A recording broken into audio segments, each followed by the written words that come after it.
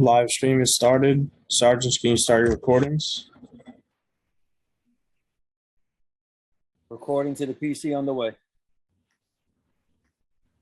Cloud recording started. Backup is rolling. Good morning, and welcome to today's remote New York City Council hearing of the Committee on Environmental Protection with COVID Recovery and Resiliency. At this time, would council staff please turn on their video?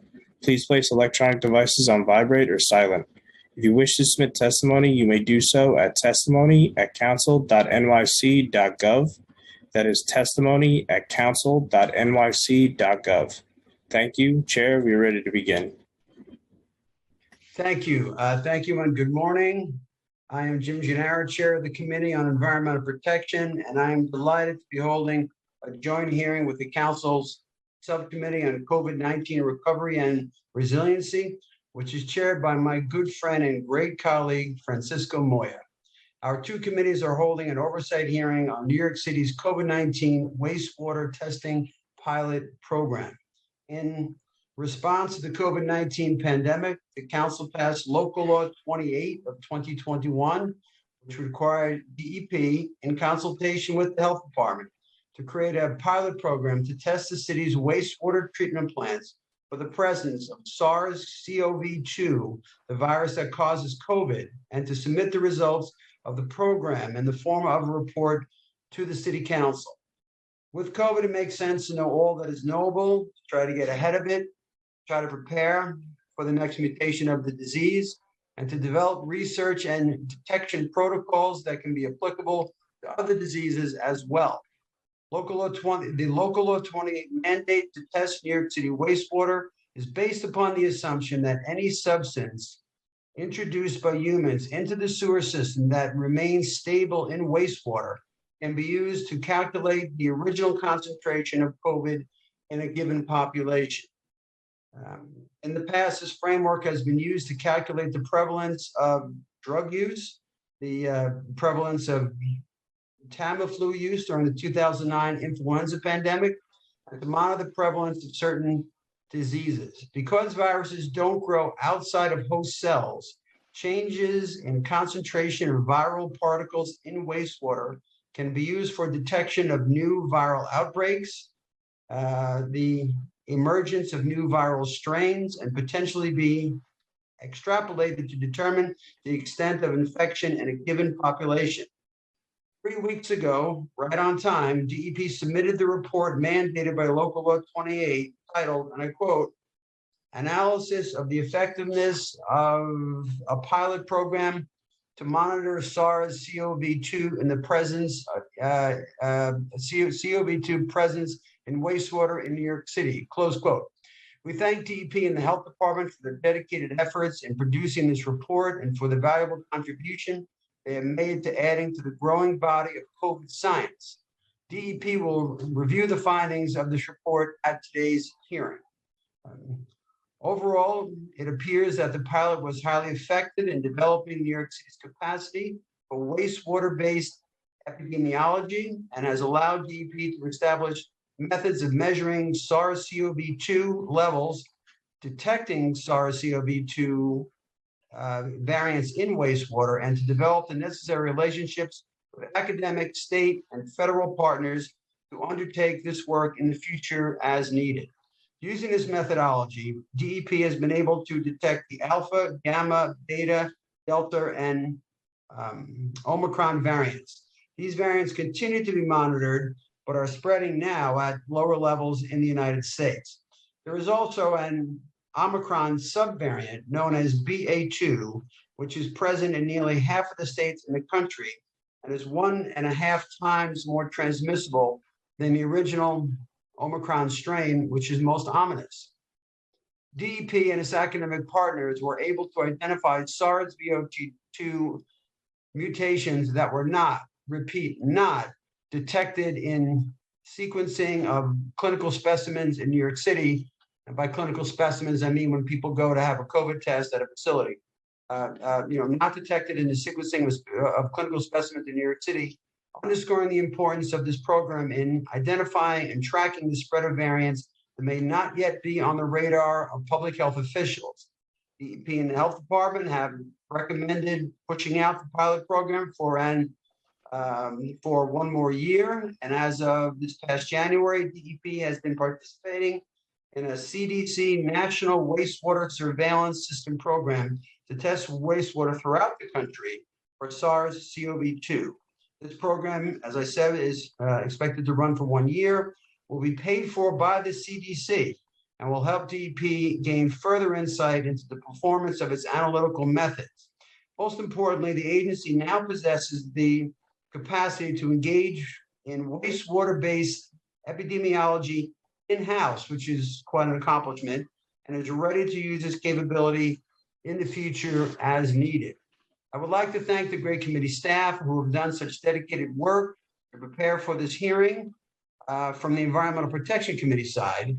Counsel to the committee, Samara Swanson, policy analyst Ricky Chawla, financial analyst Jonathan Seltzer, and finally my legislative director Nabi Kaur. Before I introduce Chair Moya, I wish to acknowledge the following member of the Committee on Environmental Protection who have joined us today. Who do I see? I see Council Member Kagan, Council Member Menon. I'm just looking for the members of my committee, and Francisco will introduce his members. Samara, have I covered all the members of our committee? I think I've gotten I think you've gotten the committee members. I just want to make sure I did that. And so I thank these committee members for their presence and their welcome participation in this hearing. It is now my privilege to introduce my esteemed colleague, Chair Francisco Moya, for his opening statement. Thank you, Chair Gennaro. Good morning, everyone. I'm Councilmember Francisco Moya, Chair of the Subcommittee on COVID Recovery and Resiliency.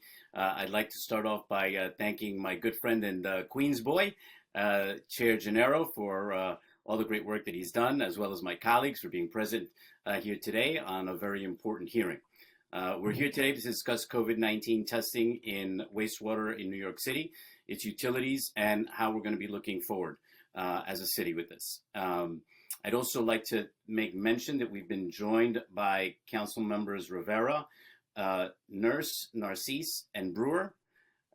It's been 2 years since COVID-19 first swept across our city, turning New York, and particularly my district in Queens, into the epicenter of the pandemic. As chair of the Subcommittee on COVID Recovery and Resiliency, I'm focused on how we can move forward in a way that is smart, strategic, and that centers on equity. This includes remaining mindful of the ongoing risks of COVID-19 variants and spikes in cases, including the particular risk of communities disproportionately impacted by COVID, including the African American, Black, Hispanic, Latino, immigrant, and low-income communities. Wastewater monitoring for SARS-CoV-2 RNA presents an opportunity for pooled community testing that tracks changes in COVID-19 infection levels through a community. As Chair Gennaro mentioned, the city recently released a report detailing their work and progress in wastewater monitoring. Thus far, wastewater data is unable to be predictive of the spikes in the city's COVID percent positivity. But however, wastewater testing was able to detect the most prevalent variants, such as Alpha, Delta, and Omicron in New York City's wastewater, including mutations that were not detected in sequencing of clinical specimens in particular neighborhoods. And while the DEP was able to demonstrate the utility of the sub-sewer shed monitoring in producing localized measurements of SARS-CoV-2 RNA, the agency ultimately determined that localizing sampling was too labor intensive. With that information, some of our main questions today are, what does all of this mean for our city going forward? Can we in fact utilize wastewater testing to better understand the impact of COVID, including COVID variants on communities? Is there potential benefits here and ways to utilize this work to stay ahead of the next spike in cases? Specifically in wastewater testing, is at all useful for better protecting our city's most vulnerable and communities that have been most impacted by COVID-19. And with that, I want to again thank Chair Gennaro, as well as the Committee on Environmental Protection for joining the hearing today. And I want to thank the subcommittee staff for their great work on this issue. As always, the committee counsel, Herbani Ahuja and Sarah Liss, policy analyst M. Bulkin, finance analyst Lauren Hunt, and my chief of staff, Megan Taddeo, and communications director, Carolina Valencia. And with that, I'd like to turn it over to the moderator so that we can go over the procedures for the hearing. Thank you so much. Thank you, Chair Moya. Before we turn it over to the moderator, I heard you recognize Council Member Nurse, who was a member of my committee. I neglected to recognize her during my statement because she is my chairperson on the Department of on the Committee on Sanitation and Solid Waste. I have to. I really want to do right by her and recognize her myself. But thank you, Francisco, for letting me know about that. And as you said, we'll turn it over to the moderator for further instructions, and then we can proceed.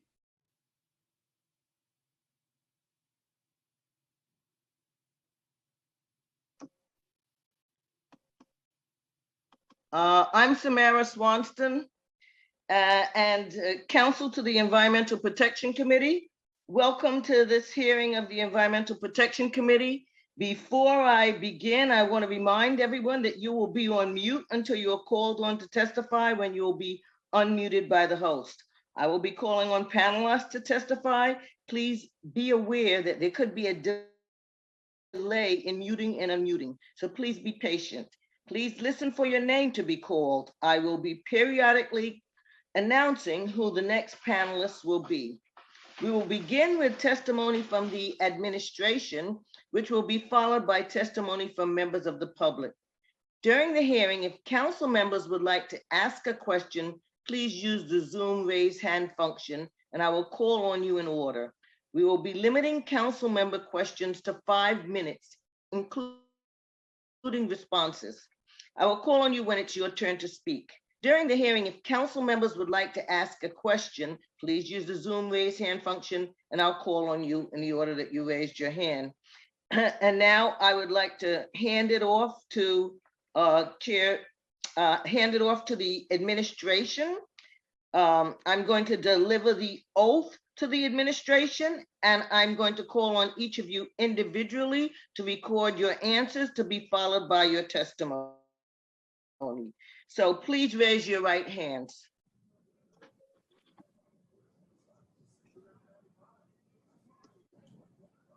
Do you swear or affirm, do you affirm to tell the truth, the whole truth, or nothing but the truth before this committee, and to respond honestly to council member questions? Yes, I do. Thank you. You may begin when ready.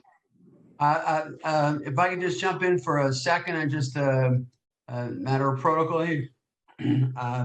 I just want to make sure that every council member who is present has been recognized. Is there any council member on this hearing that has not been recognized? I don't want to slight anyone. Seeing no one, I guess everyone has been recognized as appropriate. And welcome, Madam Deputy Commissioner. Please proceed with your testimony. Thank you very much. Good morning. Good morning, Chair Gennaro, Chair Moya, members of the Committee on Environmental Protection, as well as members of the Subcommittee on COVID Recovery and Resiliency.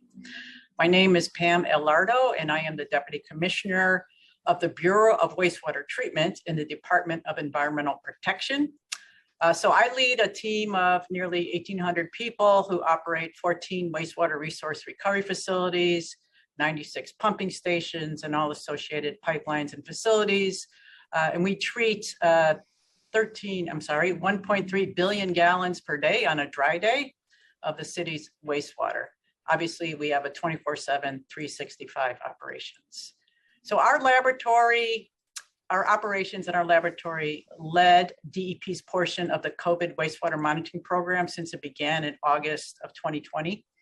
I'm joined today by several colleagues, including Dr. Dimitri Kateas. He is a PhD in environmental engineering and also a professional engineer. And he is acting as my executive director of wastewater treatment and resource recovery operations. I also have with me Dr. Francois Chauvin, PhD in biochemistry, who leads, she's the chief of the laboratory operations in the Bureau of Wastewater Treatment. And then we have colleagues from the Department of Health and Mental Hygiene. And that is Dr. Cecilia Quinn, who's the Deputy Commissioner of Disease Control at DOH-MH, as well as her colleagues are with her as well. So we spoke to the council last about this program in October of 2020, when the council considered the bill that eventually became Local Law 28 of 2021. At that point, we had been conducting weekly testing for several months at our wastewater resource recovery influence. We worked closely with the council on the final language that was finally enacted. This local law required us to begin or to keep doing the wastewater testing program as a pilot and then report on the program, which we did on February 17th, 2022. This report was written by us in DEP in consultation with the health department and is available on our DEP website. The website also links our information to the NYC Open Data Portal, where we've begun posting wastewater testing data so that it can be accessed by researchers, scientists, and health professionals from around the world. So I'd like to note that this work was really a new horizon for us. At DEP, we originally had no capability in this area. However, since we have laboratory resources and we have staff expertise, and with help from experts from around the community and the country, we found that we were really well positioned to advance the science and establish the capability quickly in our laboratory services. So therefore, we diverted time and resources to develop and implement this capability within the city. And now we have a tool, and that tool is effectively a new science, and it's at our disposal. And we can reliably use this application and extend it over, we extended it over the last 2 years. And thanks to the efforts that we've taken, we've become a leader in the national and global communities. So I believe that over time, this tool has a potential to really become a part of a routine set of tools that wastewater utilities and water utilities can use to inform and support public health. So our wastewater testing program, as I mentioned, started in the spring of 2020 after COVID-19 pandemic began in New York City. We were testing for the genetic material, the RNA in SARS-CoV-2, and that's the virus that causes COVID-19. We started doing this twice per week at each of the wastewater resource recovery facilities, each of the 14. That sampling effectively covers the entirety of New York City. So that data set, once it collected, we sent it to the health department, where it serves as one of the several data streams that they use to inform them about COVID-19 and its tracking in the community. In the early days of the pandemic, we were engaging with national experts, including academic researchers from the City University of New York, CUNY, also New York University, Stanford, University of Michigan, and other leading wastewater utilities across the country. We continue to work with CUNY and NYU today. These partnerships are really valuable, and they help us identify and refine our testing methodologies. We have used the same collection and analysis, the analyses processes since August of 2020. While the legislation's pilot program was concluded, the testing program continues. So we're continuing to do the sampling and analysis. And because this has been such a focused effort in the field, it's quite amazing that developing this new branch of our capability typically would take several years. But with the staff that we have, the expertise, and working with our partners across the city and nationally, we were able to really accomplish a lot in only 24 months. The advances have been remarkable. However, the tools are still developing and we still have a lot to learn. In order to ensure that DEP and the health department retain our leadership role in the utilization of this tool, we will continue to support the effort that's being led nationally by the Centers for Disease Control and Prevention. And that research and development activities are advancing to fully recognize the potential of this new technology. We're excited to be contributing the city's data to that effort and our expertise towards the CDC's work. The CDC has been a really strong leader in developing and applying this wastewater epidemiology as a new tool. And I want to talk, there's two specific ways that we're assisting CDC in these efforts. First, we're sending samples to one of their contract laboratories, and our samples are analyzed using the same methods that CDC uses across 500 different sites in the country. So we've become a very valuable contributor to that piece of research. And secondly, we're participating in what's known as the National Wastewater Surveillance System Utilities Community of Practice. Now, that is a large collaborative group that's promoting the exchange of best practices, knowledge, and training in the area of wastewater surveillance for wastewater utilities. This group's goal is to accelerate and adopt new wastewater-based epidemiology standards and support public health decision-making.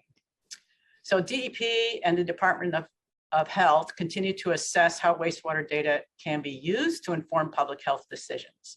The data that we collect at DEP is not a crystal ball. The wastewater data alone cannot be used to precisely predict infectious waves coming or dictate how the city should respond.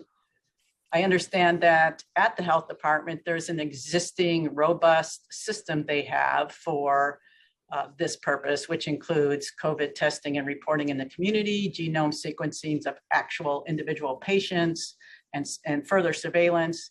And we will continue to work with them and continue to provide wastewater data for their efforts. So nonetheless, the initial data from the wastewater pilot shows the potential for wastewater data to be used and to be harnessed as another important tool in the toolbox for public health. Okay, so this is really a burgeoning scientific field. It could potentially be used to identify future disease outbreaks and trends or other signals of public health interest. We have the capability now, and we're encouraged about how far this program has come in just 2 years. We're optimistic about how it might be helpful in the future, and we look forward to continuing our collaboration with the health department and other experts in the field. Again, I'm really happy to take this opportunity to testify today, and I'd be happy with my colleagues at my side to answer any questions you may have. Thank you. Thank you very much, Madam Deputy Commissioner, for your good testimony. Staff has informed, I just want to do a little bit of housekeeping and recognize some of my esteemed colleagues who've joined us. Councilmember Narcisse, who I believe was here from the beginning, was not recognized. It is my privilege to recognize Councilmember Narcisse. Councilmember Bob Holden is here. It's good to see him. He's a brand new member of the committee, and we welcome him to the committee. Councilmember Gutierrez also has not been recognized. It's my privilege to recognize Councilmember Gutierrez.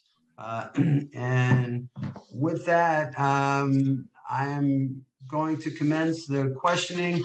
But as is my habit with joint hearings, I try to engage the members of my committee and whatever committee is participating in the hearing. So I will just ask 1 or 2 questions to start things. I'll turn it over to Chair Moya.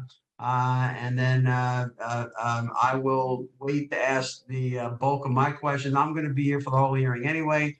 My colleagues are very busy. I always like to give them an opportunity to ask their questions and do that. And so just to start things, I have questions from the committee and my own questions that I wrote down. And let me start with this question, Madam Deputy Commissioner. What would you characterize as the most significant success of this pilot program? You talked about, we have this new infrastructure in place now that we'll be able to use in a more profound way, going forward. Once it's refined, it seems like a national consortium as well. And, we appreciate that, but, so far there are, certainly, particular successes that we can point to in the pilot program thus far. If you could speak on that, I'd appreciate that. I'd love to do that. We are the Bureau of Wastewater Treatment, and what we do every day, 24/7, is phenomenal. We take the city's contaminated wastewater and we create clean water. We clean up harbor waters around the city. We also create green gas, resource recovery products that are very valuable to for us to achieve energy and climate goals. We're very well positioned for that, and we're doing that every day. Initially, wastewater treatment is a public health effort. So we are a public health agency, and that is the genesis of wastewater treatment, wastewater control, and resource recovery from the beginning of the notion of we need to treat our human waste. So we fit into the public health realm as part of our genesis. The beginning of COVID, there was a lot of interest in sampling influent in wastewater systems. I was getting calls constantly from private laboratories, from research laboratories, universities. They wanted our data, they wanted our wastewater so they could run data. And I did not really feel comfortable doing that because I wanted to control, first of all, how it's sampled, and secondly, what is done with the data once it comes out of those third-party laboratories. And because I am blessed with the two brilliant people I just mentioned earlier, Dr. Kateas and Dr. Chauvin, quickly were able to create this capability within the city of New York. And I am very proud of what they've been able to do. I am utterly amazed, first of all, at the speed we're able to do it. And we had help. I see that Councilmember Brewer is here. She got a strong interest in supporting this effort. And the fact that we're able to establish that capability in-house that we can use now for this public health purpose, we can use in the future if there is a virus or a outbreak of interest that may materialize in the future. We can also use it for broader environmental protection capabilities, like we can test receiving waters that may have a fecal contamination and determine if it's from a dog park or if it's actually from a broken sewer. So this capability that we have now is a very useful tool to us. And the fact that we're able to do that, to me, is the really the most important piece of this entire effort. Thank you. And by this new tool, we're talking about water-based epidemiology. Would that be fair to say? So this is Yes. the new tool. The new tool is our ability to sample and monitor at that level. Yes. Great. Are there any other representatives from the administration who are here to answer questions that wish to elaborate on the Deputy Commissioner's answer that I just on the question that I posed to the Deputy Commissioner? Anyone else from the administration who has something to add to what the Deputy Commissioner said? And okay, so what I want to do now, because as I said, it's not my way to filibuster the hearing and ask all my questions up front. I can ask my questions towards the back end. I'm going to turn it over to Chair Moya for whatever questions he may have. I'm sure that he has. And Samara, and it'll be up to you then, Samara, to engage other council members at which to ask questions, and you'll be Right. doing that as the moderator. Is that right? That's Okay. So with that, thank you, just Madam briefly- Deputy Commissioner. I will return for more questioning, but as I said, I wish to engage the other members of both committees, and I recognize Chair Moy for questions. Thank you, Chair. Thank you for the time. Deputy Commissioner, good to see you. I got a couple of questions, and then like Chair Gennaro said, we'll turn it over to the rest of the members of the committee. But is there any utility to finding out 2 weeks or more later that a COVID-19 variant has appeared in the wastewater treatment system? Yeah, I want to kind of get to the genesis of that question. There's a lot of this 2-week thing that is spoken about, and I do think it has some origins in some early sampling that was done back at the very beginning of COVID, perhaps in Europe. And so I'd like you to clarify your question a little bit, because can you just kind of just give me a better idea, because then I could turn you to the best person to answer. Well, no, I'm just looking to find out, based on what we had read, that if you're sort of that time period of the 2 weeks or more, are you able to see any of the COVID-19 variants that are coming into the watershed treatment system? Okay. Well, I would first like to turn this question over to Dr. Cateas to give you a little background on the relationship between our data and how it works with public health. And then I'd like the public health Deputy Commissioner, Dr. Quinn, to follow up with that. So Dimitri, do you mind? Certainly. Sorry to interrupt. I'm actually just going to jump in. Unfortunately, we couldn't hear anyone's response to the oath other than Deputy Commissioner, so I'm just going to administer it very quickly now. To affirm to tell the truth, the whole truth, and nothing but the truth, and to respond honestly to council member questions. Yes. Thank you so much. And Dr. Quinn, can we unmute you so we can hear your response as well? I'm unmuted. Yes, and I just wish to jump in for a second. I don't know if she was recognized, but I wish to recognize that Councilmember Williams has joined the hearing. Perfect. And then Dr. Chauvin, can we unmute you to hear your response as well? Yes. Perfect. Thank you. And Dr. Quinn, just say yes or I do. Yes, I do. Perfect. Okay. Sorry to interrupt. Go back to your response. Thank you.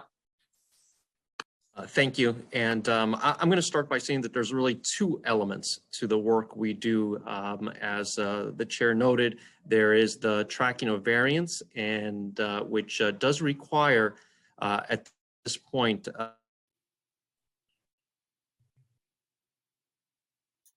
we lose him? Rose. I think he froze. Actual concentrations of the overall viral RNA that we're targeting, which takes approximately 3 days to obtain results from using our current technology. Now, the utilization of that data, I will have to turn it over to Dr. Quinn from DOHMH in terms of how that data could potentially be utilized. Thanks. Let me first start by just acknowledging the excellent collaboration that we've had with DEP on this development of this wastewater epidemiology capacity for the city of New York. I really echo all of the things that Deputy Commissioner Alardo mentioned when you were asked about the accomplishments of this pilot program. These are really important capabilities that have a lot of potential. I think, Chair Moria, in answer to your question about how do we utilize information about variants that appear in wastewater, there is a lag because to do the sequencing, and I think this is what Dr. Cateas was just explaining, in order to do the sequencing, this is actually very technically difficult. And so there is a lag in time between when the specimen is collected and when we find out about what variants might be present. At the health department, we're really focused on the population level surveillance of disease. We have a very robust surveillance system for COVID-19 that involves a lot of different data streams: electronic lab reporting of clinical specimens, sequencing of clinical specimens, information that we gather from hospitals, et cetera. We think that our sequencing that we're doing of clinical specimens does allow us to detect the emergence of new concerning variants early. And the science and technology for monitoring those variants through wastewater is still developing. We're really excited about continuing this work with DEP to kind of understand how the information that we're getting about variants in wastewater matches up with our clinical specimens. And New York City is a great place to do this because of how robust our surveillance systems are. Great, thank you for that response. That's what I was looking for. Is DEP currently undergoing wastewater testing for SARS-CoV-2 virus? Yeah, so the base SARS RNA is what we are monitoring in our influence. Dr. Cateas mentioned from the day we take a sample to the day we get the results, it's 3 days through our PCR machine. That's for the SARS-CoV-2 RNA. For it to be determined further about the variants or the mutations, that's, I think, what Dr. Quinn was just touching on. That is a genetic sequencing step. And this is where another 2-week thing comes in. And so that takes about 2 weeks. It's not done by us. It's done by our academic partners who have the technology and the capability of doing that. So that's the additional piece that we have from the data we collect. There was a recent article that was reported that a new Omicron subvariant, BA2, was doubling in New York, according to the New York State Department of Health. Has the state communicated any additional risks of this subvariant at all? I think that would be best suited by Dr. Quinn to respond to. Thanks. Yes, so we are keeping an eye on this BA.2. It's a sublineage of the Omicron variant, meaning that it's related to the Omicron variant that just caused this large surge of cases in New York City and New York State during December and January. We monitor all of the variants of concern, and in fact, like all of our sequence data that we do on clinical specimens informs how we're understanding what different strains of SARS-CoV-2 are circulating in the human population in New York City. We do see that early information is indicating that BA.2 is more infectious than other sublineages of Omicron, and it's growing in proportion. That's one of the things that lets us know that it might be more infectious. At the same time, within New York City, we have not seen an overall increase in cases, probably because of the high level of both vaccine-induced and infection-induced immunity in New York City, having had a lot of people recently infected. And so we're continuing to closely monitor this through our existing surveillance system that I touched on a little bit earlier. Got it.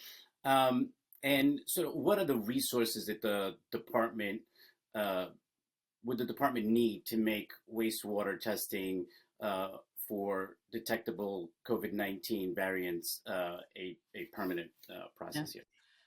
My perspective is that we can, with the right resources, retain the tool for collecting the samples, preparing the samples, and running them through the PCR machine for the RNA test. We, as DEP, cannot do the genomic tests that subsequently have to get done to do the identification of the variant. That is outside of our current capability, and I don't think it'd be a good investment because our partners are doing that for us.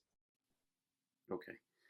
And then I just want to ask the 2 more questions, and then I'll turn it over to my colleagues. The department decided to continue the study for an additional year. What does the department hope to gain from an additional year of study? And would an additional year start from April 18th, 2021, the end of testing period from the Right. pilot study, or would it be an additional year from the publication of the study? And I can Yeah. repeat that again if you got it. If you didn't get it. Okay, I'd have to check, with the precise budget area there, but what I understand is we're funded through the end of this calendar year. Okay. That's at our current, we've diverted the resources and dedicated enough resources till the end of this calendar year. Okay. And who else besides the CDC would have access to the information gained from the continuation of the study?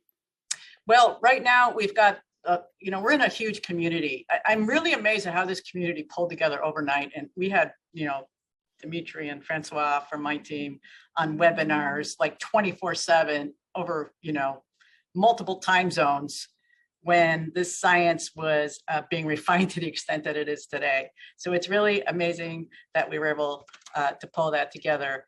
And you have to tell, because I was so excited about explaining that, you have to repeat your question because I didn't quite answer it. Sorry. No, it's okay. Is anyone else besides the CDC going to be able to have access of the information gained from the continuation of the study? Yeah, so those academic partners and the community we're in, and now with the CDC information, and I talked about the community of practice group within the CDC that we're part of, we're sharing that everywhere all the time. And I think there's a lot of value with that. And just continuing that is helping advance the science and really making, the utility of this tool something that could grow to even be a better benefit. Great. And would the DEP actually consider publicizing a follow-up report after the additional year of study? I do like bragging about what we do. So I would, as we're going, whenever the time is right, I think, it kind of depends on what happens next and when is it an important time to put this together. There's been a lot of peer-reviewed research that got spit out in the last couple of years over this. So I think it's an ongoing effort that is still retaining its value to date. Great. Well, and the information from the CDC assisted study be disaggregated by county, sewer shed, or sewer treatment plant? No, the way the CDC operates, I believe they break it down only as granular as state by state.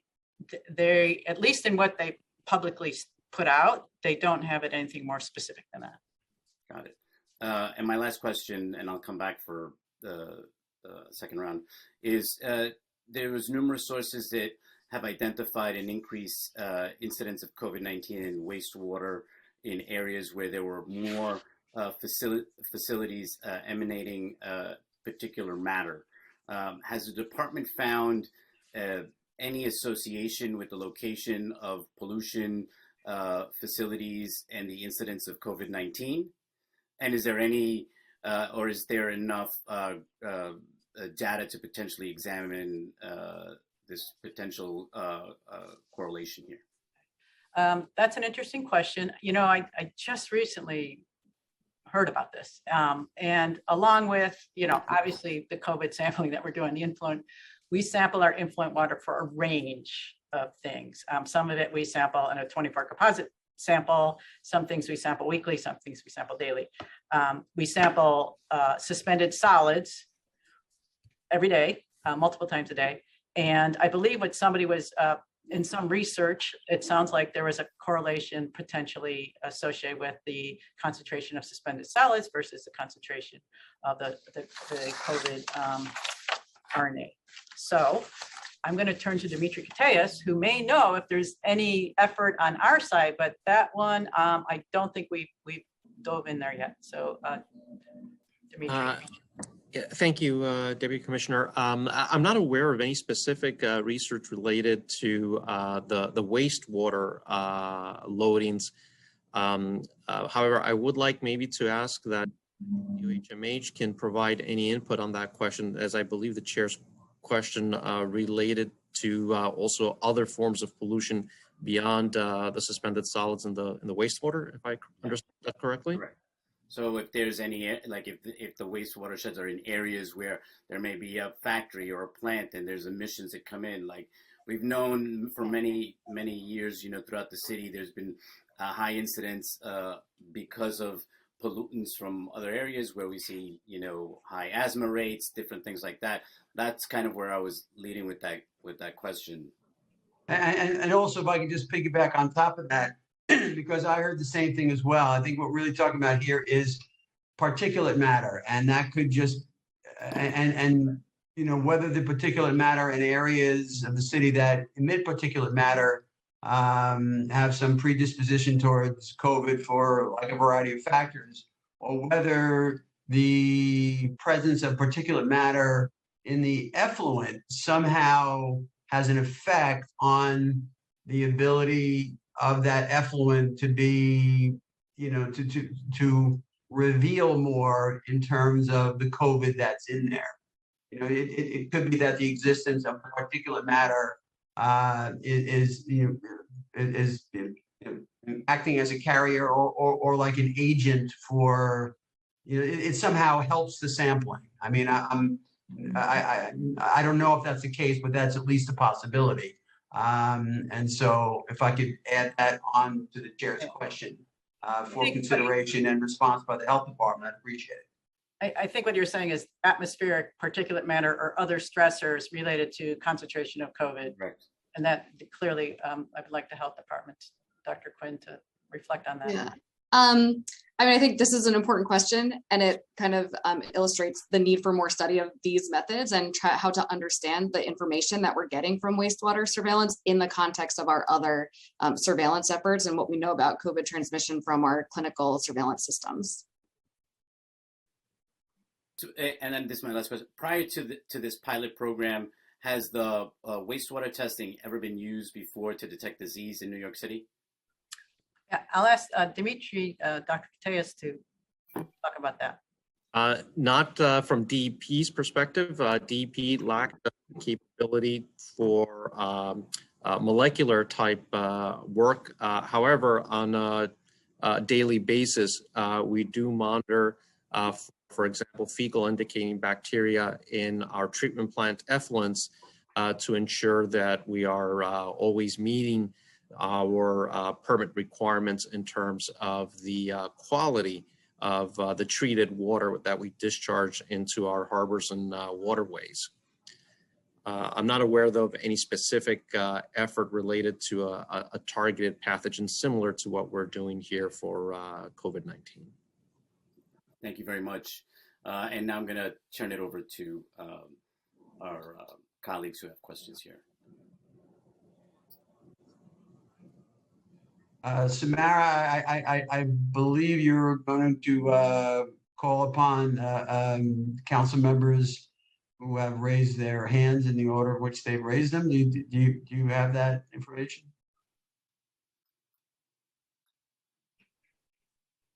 Gail Brewer. Starting time. Thank you very much. Needless to say, Pam Ilardo is my hero. I think everybody's a hero, but she's my number one in the city of New York. I just want to make that clear. The first question I have is, and this is somewhat answered, but it's thanks to Pam and her leadership and others, I'm sure DOH also, that we managed to get the lab, the staffing, deal with crazy people at OMB who didn't want to do it, et cetera. So now the question is, moving into the future, obviously, whatever the time period is between DEP, private partners, DOH, et cetera. DOH is getting a new testing center, I believe. I've been in the old one in the 20s, and you're going up to next to Harlem Hospital. So I guess I want to know for the future, what do we want? So I think you've come amazing strides so far, but other countries are doing it more real time, and perhaps answering some of the questions that you heard from my colleagues about other ways that we could improve the public health in the city of New York. So I guess whether it's Ward's Island, Rikers Island, which I know is Pam Ilardo's hope for the new treatment plants, that's not tomorrow. But what can we do to help you, either funding wise or policy wise, to get to the more real time and other kinds of public health issues that you would like to address? So that's both to DEP I think it's great that you have a new commissioner who gets it. I know him very well. And also a great commissioner, Shirley at the DOH. So this is the time to make these changes. So that's my question. What about the future and what do you want? I mean, from my perspective, we've developed this capability. It has utility for public health purposes like we're talking about today. It also has utility for environmental purposes that we will use for future decision-making on best investments of the public dollar to protect the waterways around New York City and to protect public health. And so in my mind, I have a new arm of our organization that's very beneficial to our wastewater utility and can be used for public health. So I'd like to retain that capability. I don't want to lose that capability. So I'd like to retain that capability. We're going to retain it through this pilot program through the end of the year. And I believe every year we should assess to what level and what degree do we want to retain it for the purposes internal to DEP, internal to our wastewater and water side, but also with our partnership with DOHMH and others, what would they like us to continue to do for these broader purposes? Okay, and DOH, what's your answer? Yes, thank you, Councilmember. Very much agree. I think that this technology has a lot of potential, and having developed this capability, we certainly don't want to lose it. I'm glad that you mentioned our new public health laboratory that we're working on moving into. Will certainly give us more space and ability to continue these kinds of collaborations, including with our academic partners and other partners in the community. I think specific to the wastewater surveillance that we've been talking about today, there is a lot more to learn about how to best utilize this technology, not just for SARS-CoV-2, but for other diseases, and about how to interpret the data that we're getting from the wastewater surveillance in the context of our other surveillance streams that we have for COVID-19. One of the challenges with the wastewater data is that people, when they're infected with SARS-CoV-2, are not shedding the virus at the same level. It's not comparable necessarily across people or during the course of illness. So it's very difficult right now to understand what a particular level of virus found in the wastewater means in terms of the total number of cases. So it's helpful for looking at trends. It has correlated pretty well with our existing surveillance data, but we really need to continue the work that we're doing with the DEP to understand how to interpret the amount of virus that we're seeing in the wastewater and how to utilize that. Okay. The other quick question I have is data. Now, I should know this public data person that I am, but who does the posting on the open data portal, or how do you decide how that gets posted and what gets posted, et cetera? I don't know that DEP or DOH, but obviously that's important to the public, and the timing. Well, we post our data onto the open portal. I believe we upload it on a monthly basis. I don't know who runs it. I think it's done from the Do It folks in the city. Right. Dr. Chauvin, do you have any more data information on that? So one thing I wanted to make sure we mentioned at this time, what we are posting is the concentration data that were obtained in our laboratories at DEP. So that, of course, is in addition to the data that the CDC will or is being communicating, and those data would be from the contract laboratory that we talked about earlier. Time expired.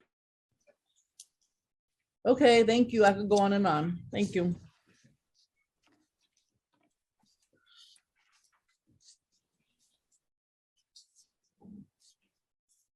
We can't hear the committee council. I don't think. We have a, You're muted. Samara, you're muted. I think she got it. Okay, No, Nope. you muted yourself again. yeah. Unmute You know what, yourself, I mean, Samara. Do you want me to call on the council member? I think council member Narcisse is up. Starting time. There you go, councilwoman. Good afternoon or good morning. Good afternoon at this time. Thank you for all the information, Commissioner, and all my team. Thank you, Chair Moyer and Chair, I'm missing my chair, General. Thank you for the work. I have a waste pump that I buy my place, which is Pattagate Pumping Station. That's been a problem for for many, many decades since I was a teenager, the smell and everything else, but I'm gonna bypass that. Last summer, DEP uncovered 4 previously undiscovered COVID variants, which proved to be antibody resistant. What funding is being provided to continue researching and exploring our wastewater plants? And if more needed, since we're all here, are DEP employees working in this condition adequately protected? Do they have their PPE? Because that was a big concern that they need to stay safe and get this important work done, because they have to get their work done, right? Treated wastewater is then released into local waterways, right? What precautions are being taken to ensure that COVID-19 is not being released into public waterways? How sure are we that this is not occurring? Thank you for your time. Oh, and thank you for that great question, or double questions there. You know, with every new disease that's discovered, the first thought that goes in my head is this disease transmissible in the wastewater? Because it all comes to us. I've got amazing individuals day in, day out, 24/7, working with collecting and treating that wastewater to produce clean water and valuable green resources from it. Every single, you know, when MRSA came out, and, you know, anytime there's, you know, even when earlier in my career, when HIV was a concern, the first thing we do as a wastewater community is look at that question. Is it transmissible in the wastewater? So with the COVID, when this became known a couple of years, I think more than a couple of years ago now, that is the first thing the research community did. And luckily and fortunately, the presence of the RNA in wastewater shedded from individuals is there. You can monitor it, you can detect it, but the transmissivity to the wastewater worker, to somebody who might be next to a pumping station or in a bathroom where somebody's using the bathroom, that is not transmissible. I remember early in the pandemic, there was an article that said, if somebody is going to the bathroom and they have COVID and you smell it, that means it's in the atmosphere. That means you're going to get sick. There was literally, I mean, it's understandable because we had a void of information. So the risk to our workers for public health, their public health, which is always a concern, number one in my mind, it's not there from the COVID transmissivity. There was another question early in the pandemic, and you just restated it to me, is like, is it released into local waterways? Again, if it were, it's not transmissible, because again, we're looking at fragments of DNA at that point. And even more so, our wastewater treatment system, I invite you to come visit one if you have not already. I will find the one that's, Padagett is a pumping station, but I will take you to the local wastewater resource recovery facility in your neighborhood to show you what the influent looks like and show you what the effluent looks like. There's multiple steps, including, you know, primary sedimentation, separation, a biologically active community that actually breaks down the wastewater. Then we have a whole solids processing component that creates a valuable fertilizer product. And when you look at the effluent, with the final step being a disinfection, you see clean water. And it's quite amazing. And it is, you know, we're very proud of that. The level of effort it takes is amazing. It's underappreciated. I apologize that there's an odor problem in your neighborhood. I made a note. I'm going to send somebody out. That is not, as you suggested, those risks have not been, are not actual in the world. Yeah.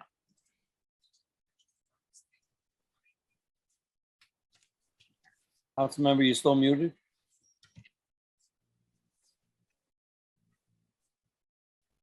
I really appreciate your work. I do. As a nurse, I'm always wondering, and I would love to visit. It's a great concern. Can you imagine without your work, how the city will be? So you are very much appreciated by me. And I know so many of my colleagues, that's why we're here. So whatever we can do. So looking forward, and whatever you can do for all the plants, including my 46th district. And I will come and visit. I appreciate the time, and I appreciate Chair for giving me the opportunity. Thank you so much. I see we have Councilmember Menon's hands up. Starting time. Thank you so much. First of all, thank you, Chairs Gennaro and Chairs Moya, for holding this important hearing. I have a number of questions. First of all, what is DEP's breakdown of the operating costs of $520,000 over 21 months or $300,000 annually? And then attendant to that, in terms of operationally, how does DEP determine the locations where it will operate the program? And how do you make sure that we're always focused sort of on equity and in terms of those location choices? Thank you. Yeah, I appreciate the question. I don't off the top of my head have the breakdown cost for the initial setup of the program. $520,000. It included purchasing new centrifuges, a new PCR machine, reconfiguring some of our laboratory equipment, buying the consumables, the chemicals it takes to actually conduct the analysis, and then the staffing. Okay, so I can get you a breakdown of all those costs. In fact, I think Francois might be able to just send it to you right now, or if you could put it up on a chat or something, that would be possible. And then your second question is, how do you decide where to sample? We have 14 wastewater resource recovery facilities. I believe there was a map included in the report we wrote that shows you each of them have a dedicated collection area, which we call a sewer shed. And so essentially we're covering 100% of the city in that, because most, I don't know exact percent, there's a few septic tanks still out there, but it's about 99.9% of our population is discharging to one of our facilities.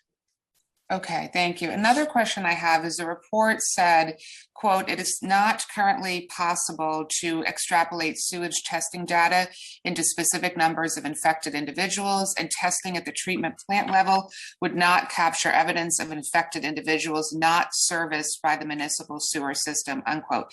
So I guess the question I have is, what other value does the sewage testing data bring us? And how can this data be used to inform public health measures? I'm going to just make a comment and then turn it over to Dr. Quinn. There is, you're seeing similar trends in this influence sewer data in terms of shapes of curves to what you see in the population of public health. And that is kind of the key of why we want to keep doing this, this program. And Dr. Quinn can respond in more detail. Yeah, thank you. And thank you, Councilmember, for the question. I mentioned this a little bit earlier. We're still really learning about what the data means that's coming from the wastewater and how to interpret it in the context of the surveillance data that we have about COVID-19 citywide. So one of the challenges is that it's not possible to directly infer the total number of cases in a sewer shed based on the counts of viral particles that are found through the wastewater surveillance system. One of the reasons for that is because the amount of virus that a person is shedding while they're infected can vary from person to person. It can also vary throughout the course of the disease. So, when we're doing sampling at the sewer shed level, like Deputy Commissioner Alardo just described, it's not very precise when we're looking at that data. It has been pretty consistent with the surveillance data that we do have. So that's what makes me think that this is a really promising technology that we need to do further investigation on to understand best how to utilize it and in what circumstances it can really provide additional information. And I'll just add that we have a really robust surveillance system for not just SARS-CoV-2, but for a lot of other diseases in New York City. And so, we are looking at this additional tool as yet one more tool that we have to use, not just for COVID-19, but for other diseases that might become a problem in the future. Okay, great. Thank you so much. And given the gaps, I guess one last question, given the gaps in data and the lag of about 2 weeks that Chair Moya talked about between the wastewater data and the positivity data, is there any way to improve the program to analyze the data in a shorter time frame? The sampling from day of sample to day of test results that we gain is 3 days. And like I said earlier, the 2-week lag has to do with the variant, the genetic variant identification, right? So I believe our 3 days is pretty darn good because there's a sample preparation step, there's a collection step, and there's put it in the machine and get the data out step. I don't do the genetic components, and I don't think the health department does either. We send it to our partners in different organizations who are experts in that field. I have no idea if that could be shorter than 2 weeks, and I don't know if Dr. Quinn or Dr. Cateas has any more information on that.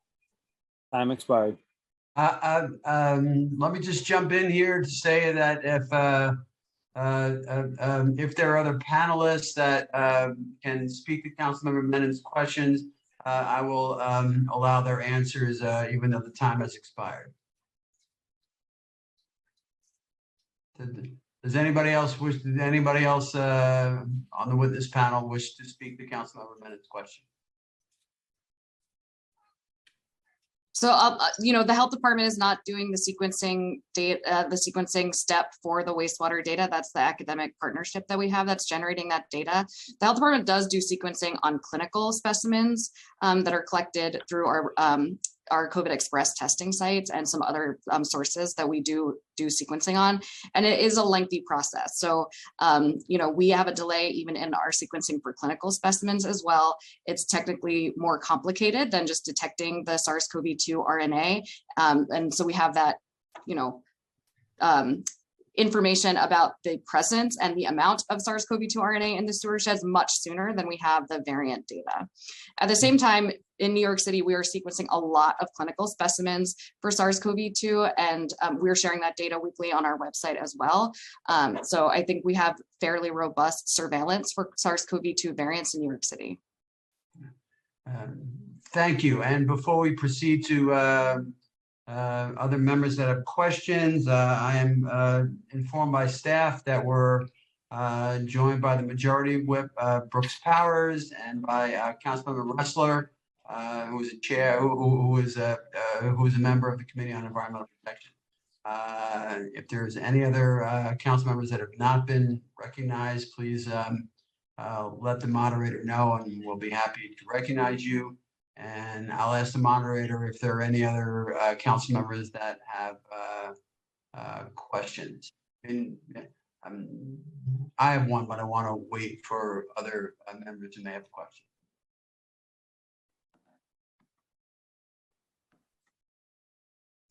And you're muted, Sonara. Okay, you're right. I don't see any other members with questions.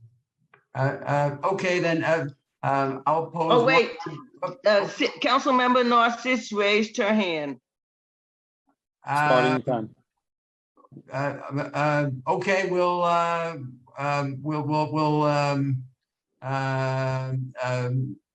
do a second round for Councilmember Narcisse because I'm just going to let it go. Okay, so Councilmember Narcisse, please pose your question. Starting time. The quick question, not taking long. What are we doing in terms of meeting the inequities? Like, are we encouraging the Black and brown folks? Because I don't see them much in the, when we come to water waste, I don't see them much. Is that something that you anticipate of doing, encouraging the young folks to see for the next generation to know how do we continue doing what we're doing now, the amazing work that you're doing? Yes. So your question is on our staff and the level of diversity and reflection of our greater community in that staff itself. And we have job security. In fact, people are going to need wastewater services as long as there's people in the city. So we do have a lot of retirements. And if there's any young people watching this, please consider a career in the field of wastewater resource recovery. I have constantly, since I've been here for the last 6 years, tried to figure out ways to increase the interest among young people in our utility work. These are green jobs, they're climate positive jobs. And how do we best do that is it's challenging and it's on my mind. You talk about the level of diversity in our workforce. I've got 2%, less than 2% women in the field. And I came over here from the West Coast, did similar work there in the King County, Seattle, Washington area. We had 20%, which was pretty good. So I've been a little surprised at how small that is in our world here. I would really like to encourage diversity in our ranks and figure out programs to actually reach down into local communities, like people who live around the treatment plants and people who have an interest in anything related to science, technology, and mechanics. We can take all those types.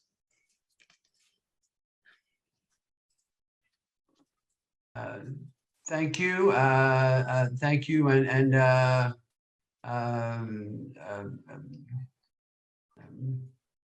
I believe Councilmember Ressler has his hand up. Samara, is he next to be recognized? Yes. Okay. Starting time. Thank you so much. Thank you, Chair Gennaro, and congratulations on your return to the Environmental Protection Committee. We're fortunate to have your great experience leading the committee. And thank you.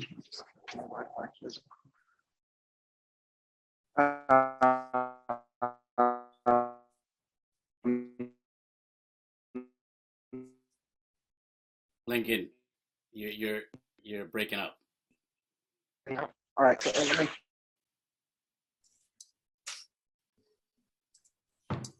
Lincoln, we can come back to you if you're in a bad spot.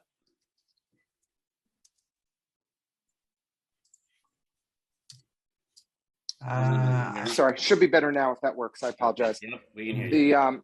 Sorry, Chair Moya. Thank you both. So I just want to thank the folks at the Department of Health and DEP and all the essential workers who have done so much to keep our community safe through this pandemic, day in and day out.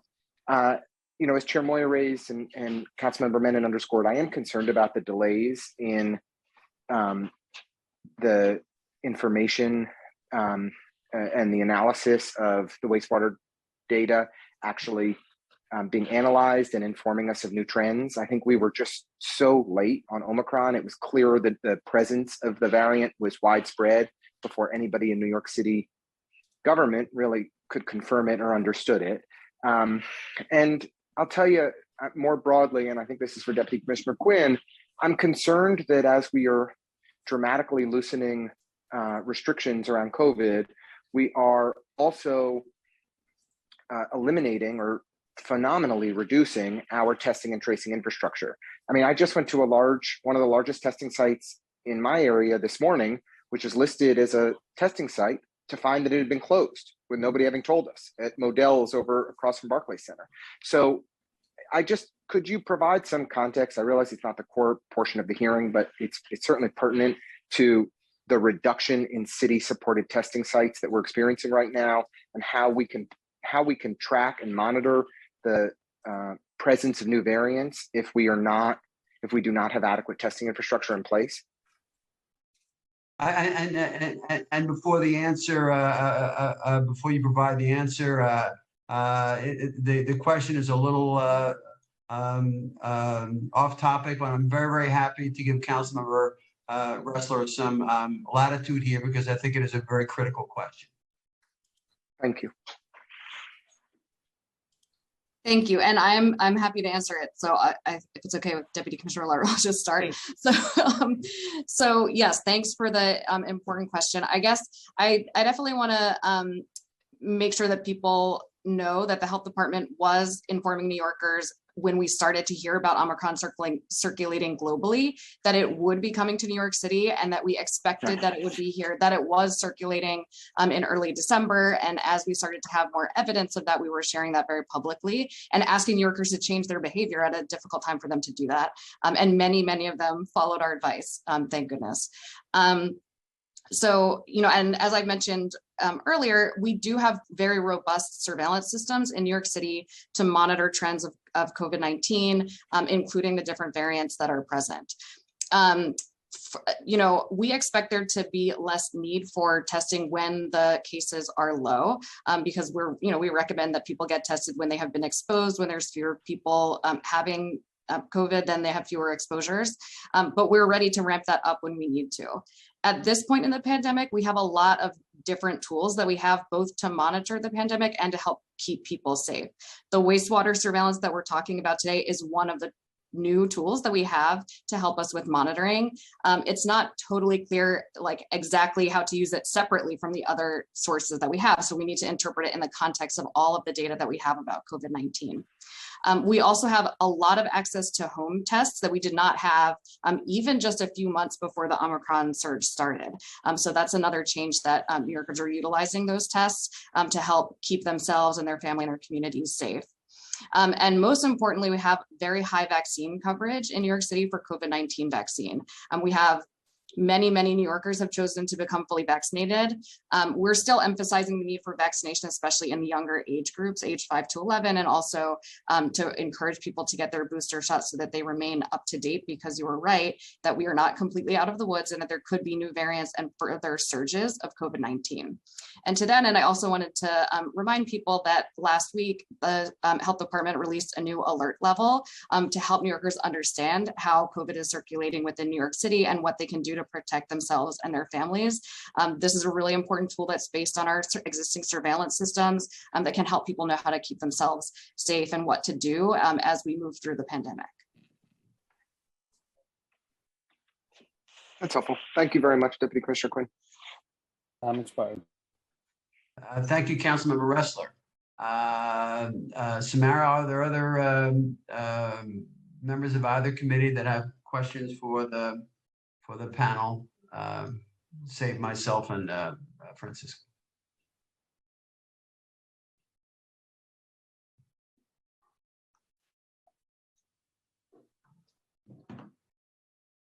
Looks like there are not, and if there are, we'll certainly bring them up. I'll take this opportunity to ask another question. And as is often the case, when I open it up to members and hold back on my own question, by the time I ask my questions, most of the questions I want to ask have been asked. So I thank the members for saving me the trouble. I want to talk about this, Madam Deputy Commissioner, with regard to the upcoming budget. You had stated in response to one of the questions that this pilot is funded in the city budget through the end of this calendar year. And then there's the CDC folks who are picking up, some of the funding for this project. As we think about the upcoming city budget, does DEP and the Department of Health have a budget request that will carry this program, through the end of this calendar year and through the end of the CDC funding program? I want to clarify the role with CDC. Currently, we take samples at our 14 plants. We sample in-house, get results on the RNA presence. We send parallel samples to CDC. They run the same tests, and they also put that information into their database. So we actually have two parallel tracks going on now. CDC is not providing any money to us to continue the program. We just have two systems in parallel. And the thing that's really great about that is we can verify if our data is really accurate, because we've got two independent laboratories from each other running the same data. So that's what's going on now. And we are funded through the end of the year. It might be a little bit further on. But like I said earlier, I think we need to,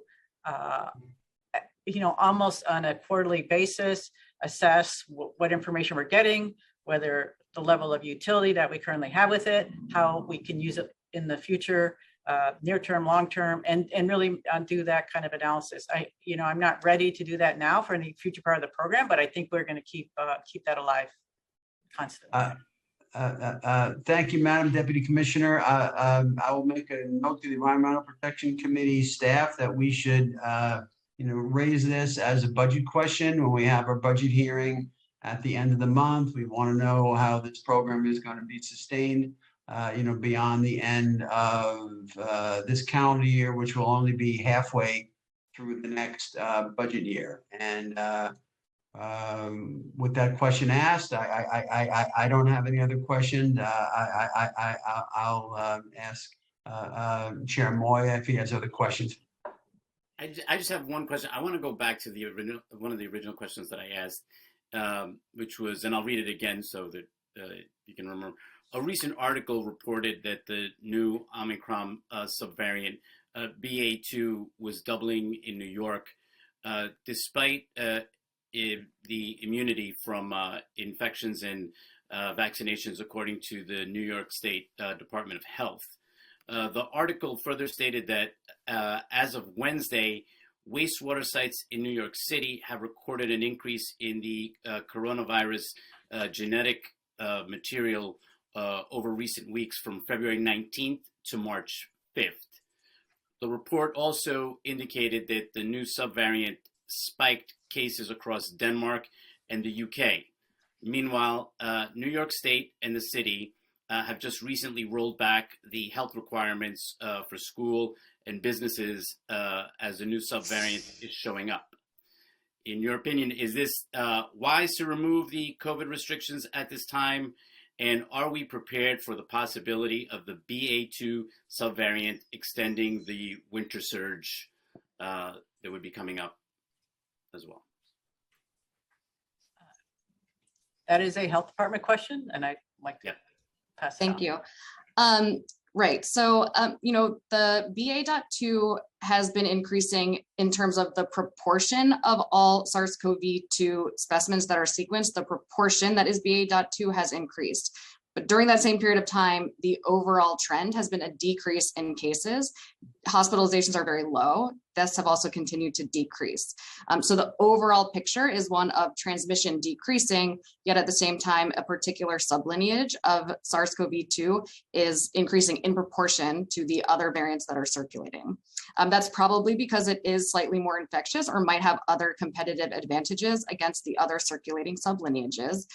So that can be a concern that it's more transmissible. At the same time, we have high levels of immunity in the population, so that may protect against a large further surge. It's definitely something that the health department is continuing to watch very, very closely.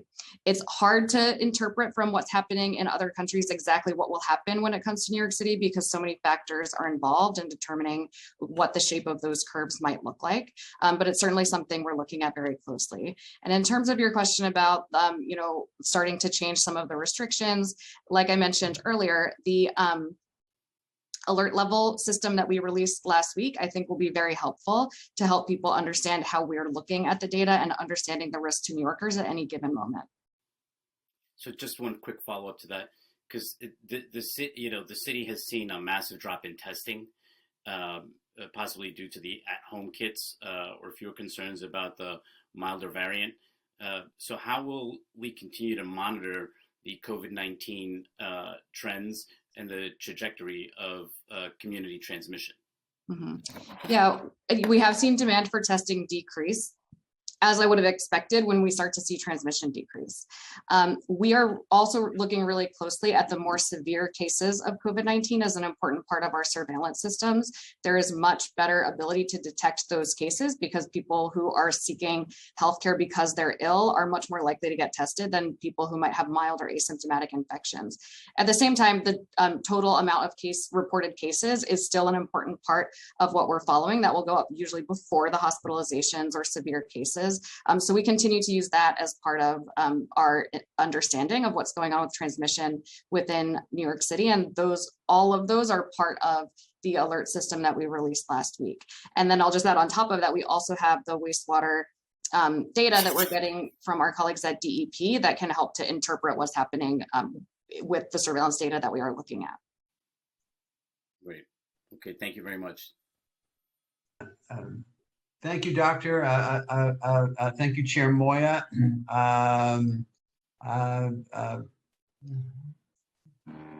believe I'm ready to close, Samara. If there are no more questions from council members, we can proceed to the public part of the testimony. Samara, have I got you? You're on my screen. You dropped off. Who took Samara? It appears that the moderator is having some technical issues, but that's right, Chair. You can close out the administration portion and just deliver a brief closing, and then we'll turn over to the public. Sure. Let me take this opportunity to thank the administration, Madam Deputy Commissioner, and other representatives from the from DEP and from the Health Department for all of your dedicated efforts and and moving forward this new capability that will has transformative possibilities. And we really do appreciate you working with us on the bill in the first place last year, getting this all rolled out and bringing this to the national stage and making a profound difference. And we look forward to all the difference that you're going to make. So we thank you all for being here. And with that, I would ask the host or the moderator to call members of the public to testify. I don't have the witness list, so this will be, I'm happy to be surprised by who is going to come forward and testify. Got it. Okay. Thank you all. We will now be turning to public testimony. I'd like to remind everybody that we will be calling on individuals one by one to testify. Each panelist will be given 2 minutes to speak. Please begin once the sergeant has started the timer and given you the cue to begin. Council members who have questions for a particular panelist should use the raise hand function on Zoom, and I will call on you after the panelist has completed their testimony. For panelists, once your name is called, a member of our staff will unmute you, and the Sergeant at Arms will give you the go-ahead to begin upon setting the timer. Please wait for the sergeant to announce that you may begin before delivering your testimony. Ricky, I just want to jump in here for a second. I just want to make sure that someone from the administration is going to stay on the hearing and hear all the good testimony that the public is going to provide. Can the administration make that assurance that people will stay on the hearing and hear the testimony from the public? I just want to make sure we have that handshake. I have several staff on this and they'll stay on. Great. I really appreciate that. Sorry, Ricky, please proceed.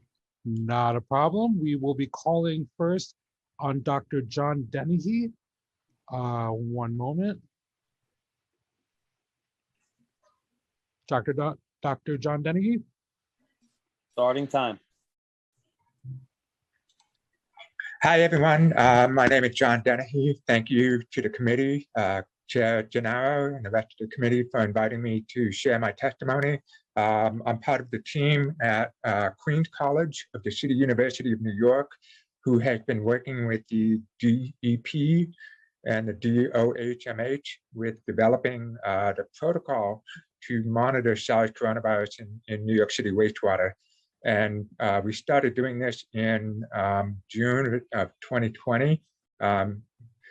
I can sincerely say that we appreciate the efforts of Pam Malauto, Deputy Commissioner Pam Malauto, for giving us access to the wastewater from New York City.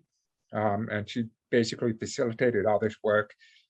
In addition to monitoring the level of RNA in the wastewater, we have also been doing the next generation sequencing of SARS coronavirus in the wastewater, and therefore are able to identify the different variants that have been appearing, not just the major circulating variants such as Alpha, Delta, and Omicron, but additionally, we've noted a few what we call cryptic variants that have been circulating in New York City wastewater probably since the very beginning of the pandemic. I am in touch with a large community of the world's leading virologists, and we're very much concerned that these cryptic variants, which we believe are coming from immunocompromised patients, are going to be the source of what we call pi. Pi is the next letter in the Greek alphabet after Omicron, meaning that it's the next emerging variant. And our concern is, just like Omicron and possibly Alpha, that the source of this next variant will be from an immunocompromised patient. That's what we're currently monitoring. I'm happy to take any questions from the committee in this regard.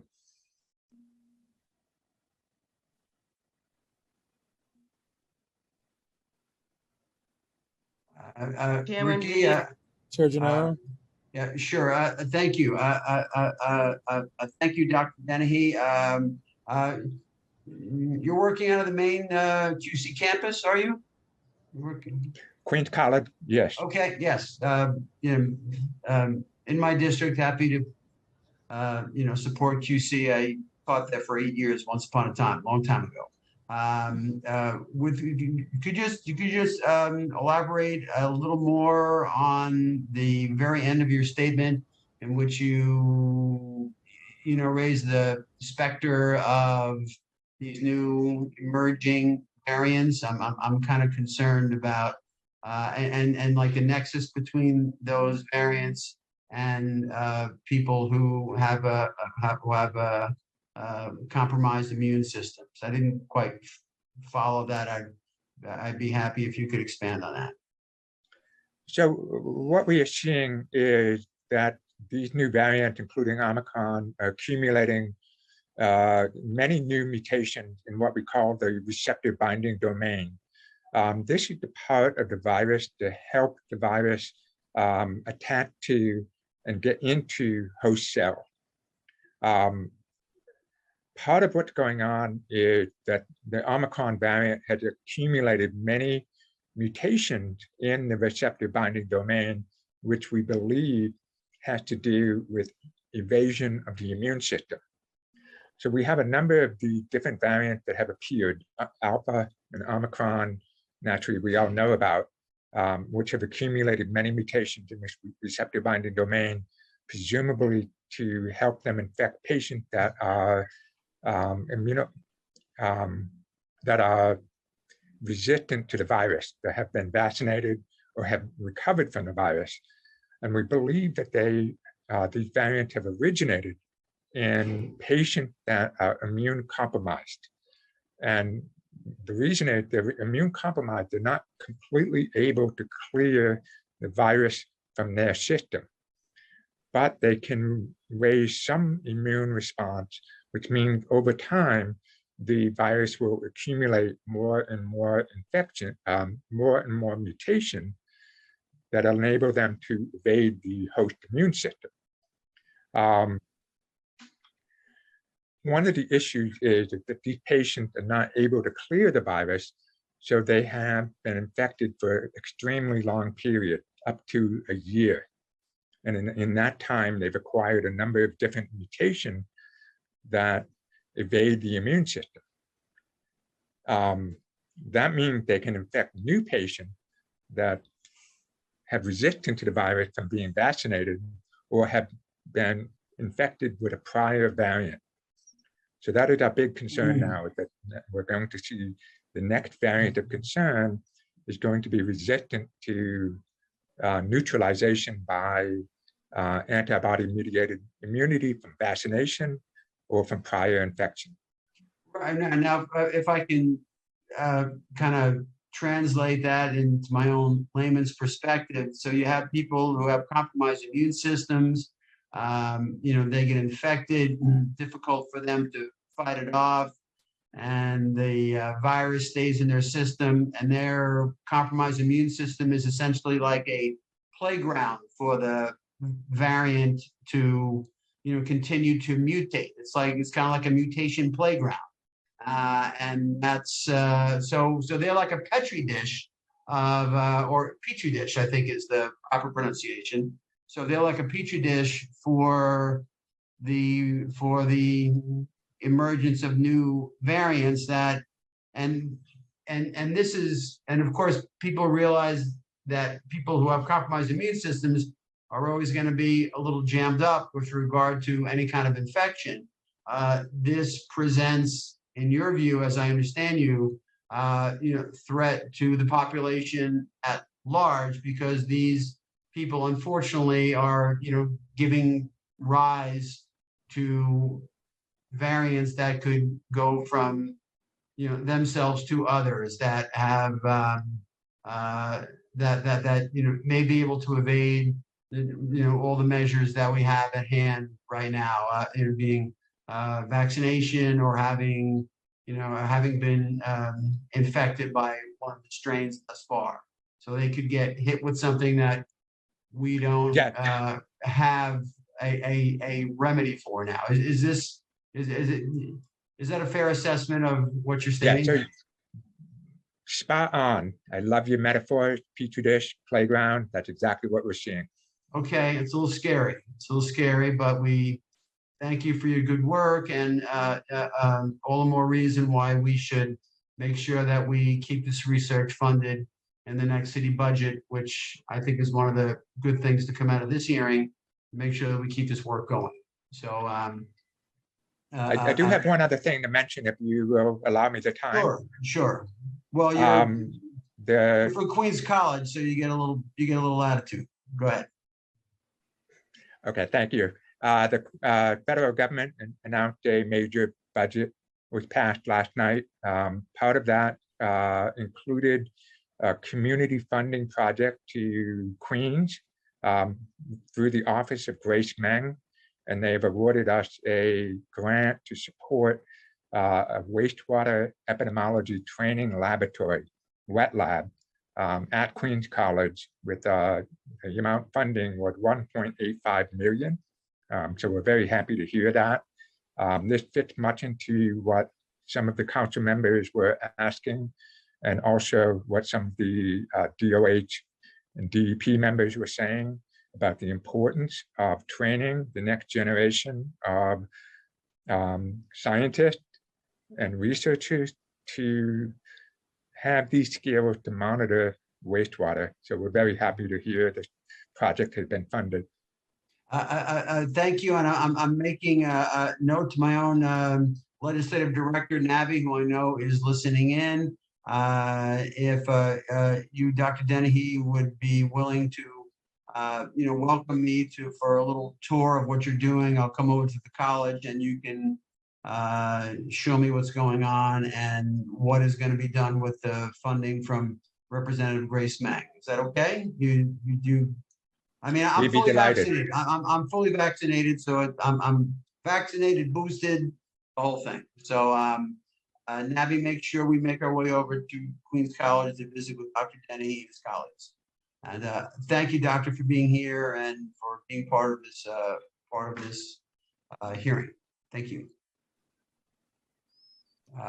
Moderator, next witness.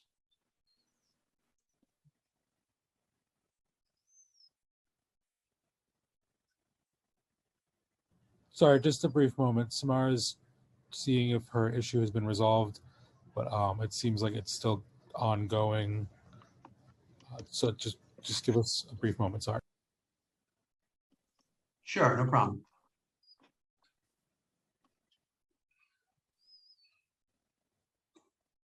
Samara, it keeps toggling on and off. I'm not sure what's going on with that.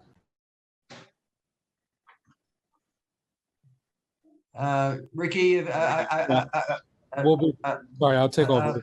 I would recommend you just take the torch and move us forward, okay? Got it. Next, we will be hearing from Natalie Flo. She did not appear to be here. So next will be Joel Kupferman. Starting time. Joel Kupferman. You hear me? Yes. Thank you very much, Chair. It's good to see you again. And You seem to be breaking up a little bit. you hear me now? Is this better? Yes. Okay. Thank you, everybody, for having this hearing. Thank you, Chair. We go back a long ways. I really commend the city for working on increased testing and monitoring. I asked that we increase the testing of water for pesticides and perethrins. The city conducts their West Nile virus spraying every year, spraying all the water areas. And I've just learned last week that there is no testing for perethrins that are entering the water, which are very deleterious to fish and wildlife and to the residents of New York City. So I put that request in and get information to show why that's very upsetting. I also appreciate the fact that PM 2.5 exposure. Do you hear me? Am I Yes, okay? yes, we can hear you. You can go ahead. Okay. PM 2.5 was raised. I believe that city is not paying enough attention to monitoring and enforcing suppression of PM 2.5. Recent studies from Harvard have showed that a slight increase in exposure to PM 2.5 leads to a major increase in COVID mortality. The city is not doing sufficient air monitoring or suppression of the generation of dust. The city's air monitoring monitors are not enforcing the law. They're not doing sufficient testing around sites. And I think this is really important to for the city to look at. There's basically unfettered construction that's going on, and a lot of that dust is going into the water and the like. The third is the question of tainted water. The water is not just going into the sewage. There's problems with city workplaces, including Long Island City, where the city rents space for DEC, let me just finish, nature workers and the like. There is no water available for them to walk and the like. I think it's important for the city to look at matter that to make sure that their own staff and workplaces are well protected. Joel, thank you for your testimony. We do indeed go back a long way. I gave you a little latitude there. You went beyond the scope of the hearing, but you raised good points regarding your first point. Your first point, if you can, write that up and get that to me. I will take that out. You talked about the PM 2.5. You talked about I forget what your first point was, but it was something that I wanted you to write up and get over to me and make sure we do something about it in the budget. So let me just ask you, like what was your first point again? Joel, you there? Water, you should test for more than just the COVID virus. There's other elements. Oh, right. Okay. Yeah. So now the city is doing the spraying of the perethrins. So I think it's right. Yes. So if you could write that up and get that to me, I will, talk about it with DEP, and also being a former deputy commissioner at DEC, which has a lot to do with that. I can raise it with them as well. But thank you for participating in the hearing. And I don't know if any other members have questions for Joel. It does not appear that anyone has their hand up.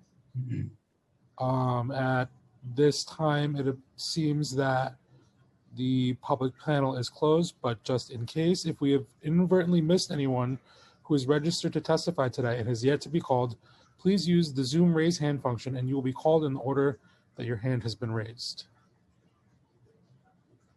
Seeing none, I will pass it back to you, Chair, to give a closing statement. Sure. Thank you, Ricky. Thank you, Samara, and to all the staff. And I want to thank in a special way, as I did before, the members of the administration and members of the public, like Joel, and people working on this. The doctor from Queens College, and also this is. I think the takeaway from this hearing for me is to make sure that we, continue to fund this good science and, broaden its horizons and use this as a valuable tool as we go forward with maybe an unending, string of variants and how we can stay ahead of it. It's been a real delight to, chair this hearing, to have, to be doing this with Chair Moya. We're good friends, we're good colleagues, and it was great to partner on this with him, and I'm going to give him the last word. Well, thank you, Chair Gennaro. Thank you for your kind words, and once again, a great hearing, and your expertise is always so very much appreciated for us here at the council. I just want to take the opportunity to thank the members of the public, my colleagues who are on the committees. Thank you for being here. But in particular, I really want to make sure that we acknowledge the hard work that the staff has put in to ensure that this goes smooth, and us two Queens boys look good while we're chairing these committees. So again, just a big thank you to Harmani, to Sarah, to Em, to Lauren, to Megan, Carolina, and of course to the committee council from Chair Gennaro's staff. Thank you for being the kind folks of letting us share the screen as well with you. Thank you so much. Truly appreciate it. I hope everyone has a wonderful weekend. And with that, we will close it out. And this hearing is now adjourned. Thank you. Thank you all. Recording.